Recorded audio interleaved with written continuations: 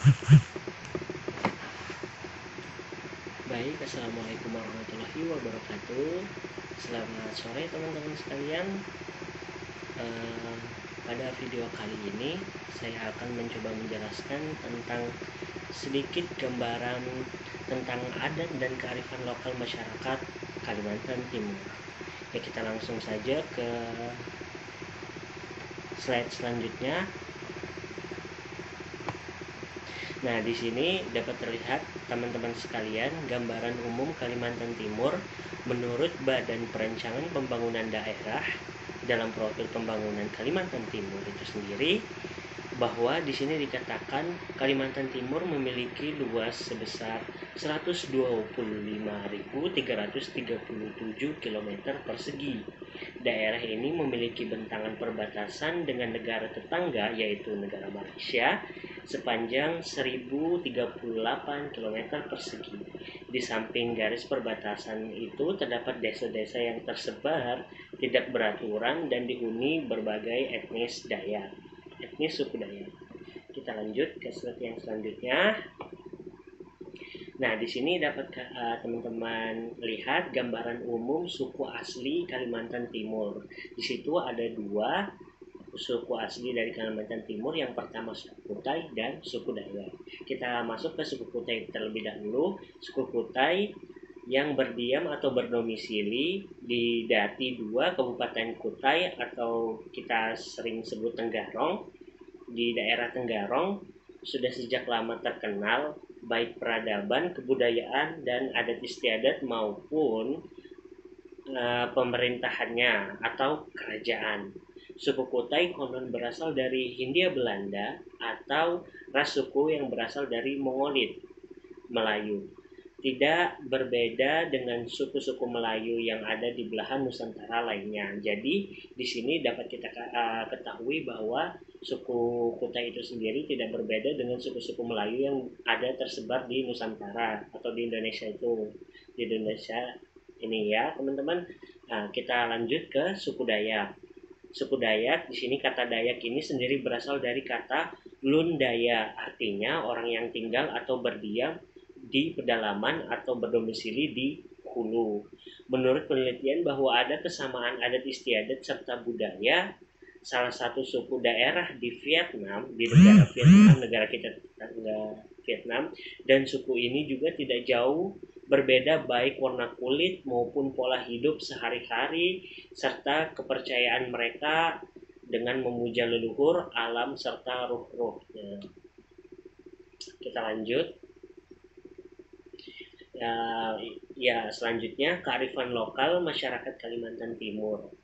Nilai dan kepercayaan yang dianut oleh masyarakat lokal, kita bisa sebut suku Dayak, Banua, sebagai pendorong perilaku ekologisnya dilihat dari kepercayaan tentang arti dan nilai hutan dan sungai bagi masyarakat Kalimantan Timur atau etnis suku Dayak, bagi leluhurnya dan anak cucu selanjutnya. Nilai komunal tersebut akhirnya diinternalisasikan secara pribadi oleh anggota komunitas sebagaimana dinyatakan oleh Finning tahun 2003 bahwa emosi dan perilaku ramah lingkungan setidaknya juga didorong atas nilai-nilai pribadi, keterlibatan emosi, ketertarikan terhadap binatang sebagai afeksi yang mendorong sikap berperilaku sadar lingkungan yang dicerminkan oleh suku Dayak di Kalimantan Timur. Kita lanjut. Nah, kita masuk ke upacara adat yang biasanya yang sering dilakukan oleh beberapa suku Dayak yang ada di Kalimantan Timur. Yang pertama, ngehau. Mungkin seperti itu ya pronunciation-nya, mohon maaf kalau ada salah pronunciation-nya. Upacara adat ini menjadi tradisi yang sering dilaksanakan masyarakat Dayak dalam acara pernikahan. Dalam acara ini banyak diperlihatkan benda-benda adat, banyak sedikitnya benda yang ditampilkan tergantung dari keturunan kedua mempelai.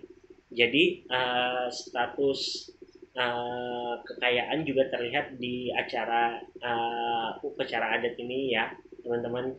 Jika mempelai wanita keturunan bangsawan, maka pihak mempelai pria wajib menyediakan sesuai permintaan pihak mempelai wanita tersebut. Dan kita lanjut. Upacara yang kedua yaitu dahau. Dahau merupakan upacara adat pemberian nama anak di Kalimantan Timur. Namun upacara ini biasanya digelar oleh keluarga keturunan bangsawan atau keluarga yang mampu atau terpandang di wilayah tempat tinggalnya atau di desanya. Dijelaskan pelaksanaan upacara dahau biasanya digelar secara besar-besaran atau secara meriah. Yang ketiga, Ngugu Tahun. Hingga saat ini suku Dayak Bahau di Kalimantan Timur tetap melestarikan upacara adat Ngugu Tahun. Ngugu Tahun. Di sini upacara ini sebagai ungkapan rasa syukur kepada Sang Pencipta atas pemberian kehidupan dan penghidupan. Selain suku Dayak Bahau juga, upacara ini juga dilakukan oleh suku Dayak Tunjung, Dayak Banua, dan Dayak Bentian. Kita lanjut. Yang keempat itu Beliaten. Beliaten yaitu upacara adat berupa ritual penyembuhan yang biasa dilakukan oleh suku Dayak Banua di Kalimantan Timur. Upacara Beliaten yang paling populer yang sering diselenggarakan adalah Beliaten Bawo dan Beliaten Santio. Beliaten Bawo merupakan upacara penyembuhan yang dipimpin oleh seorang tabib perempuan. Upacara ini biasanya dilaksanakan untuk pengobatan ringan seperti demam pada anak-anak. Kita lanjut. Nah, yang terakhir kita masuk ke rumah adat di Kalimantan Timur. Yang pertama yaitu yang paling sangat terkenal sekali, yaitu teman-teman mungkin sudah pada tahu semua, yaitu Rumah Lamin. Rumah Lamin resmi dinyatakan sebagai rumah adat Kalimantan Timur itu pada tahun 1967 oleh pemerintah karena memiliki gaya arsitektur yang unik dan khas. Salah satu ciri khasnya yaitu adalah ukuran bangunannya yang luas dengan panjang mencapai 300 meter, lebar 15 meter, dan tinggi 3 meter. Sementara pada bagian atapnya dilengkapi dengan hiasan kepala naga yang terbuat dari kayu. Kita lanjut. Rumah adat Bulungan. Nah, rumah adat Bulungan terletak di kota Tanjung Selor, Kabupaten Bulungan, yang sekarang berubah menjadi Kalimantan Utara ya teman-teman. Rumah adat ini memiliki gaya arsitektur yang dipengaruhi oleh kolonial dengan bentuk bangunan yang simetris dan formal.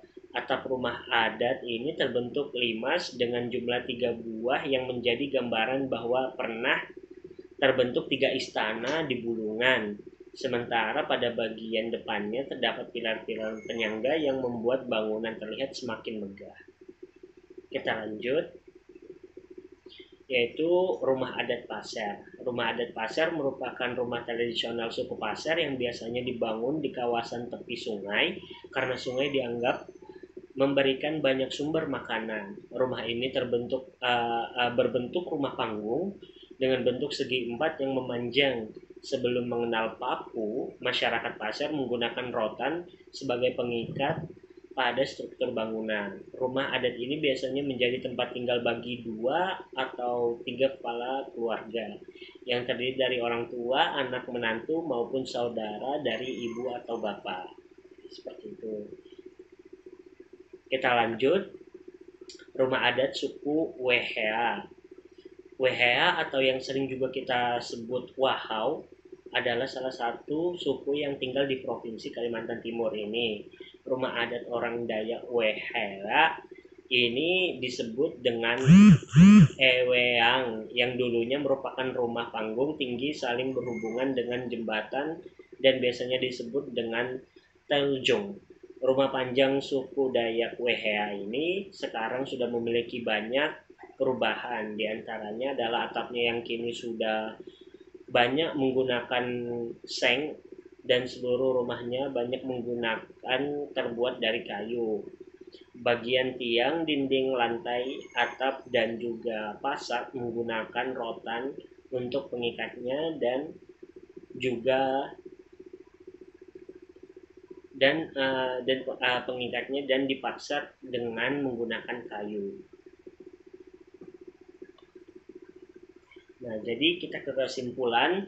Berdasarkan pembahasan di atas dapat disimpulkan bahwa banyak adat serta kearifan lokal di Kalimantan Timur yang bervariasi, hingga pada misalnya pada suku Dayak, nilai dan kepercayaan dianut oleh masyarakat lokal Daya Banua sebagai pendorong perilaku ekologisnya dilihat dari kepercayaan tentang arti dan nilai hutan dan sungai baginya. Bagi leluhur dan anak cucu selanjutnya, nilai komunal tersebut akhirnya diinternalisasikan secara pribadi anggota komunitas sehingga dapat dikatakan banyak cara mempertahankan tradisi dan kearifan lokal yang ada di Kalimantan Timur. Nah, jadi seperti itu ya teman-teman presentasi singkatnya yang saya lakukan pada pertemuan kita kali ini. Kalau begitu saya tutup. Mohon maaf bila ada kekurangan. Wassalamualaikum warahmatullahi wabarakatuh.